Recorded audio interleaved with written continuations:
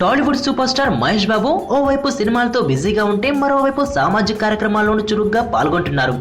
ఇటీవల చెన్నై బీభత్సంలో నిరాశ్రయులైన వారికి కూడా 10 లక్షల విరాళం ఇచ్చి తన మానవత్వాన్ని చాటుకున్నారు.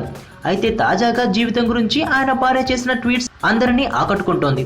జీవితం అంటే డబ్బు కాదు, ఒకరికొకరు సాయం చేసుకోవాలి అంటూ, మీ దగ్గర ఏటీఎం కార్డు ఉంది కానీ ఏటీఎం లేదు, మీ దగ్గర సెల్ ఫోన్ ఉంది కానీ ఛార్జింగ్ లేదు, ఇల్లు ఉంది కానీ అందులో జీవించే అవకాశం లేదు, కారు బైక్ ఉన్నాయి కానీ డ్రైవింగ్ చేసే అవకాశం లేదు.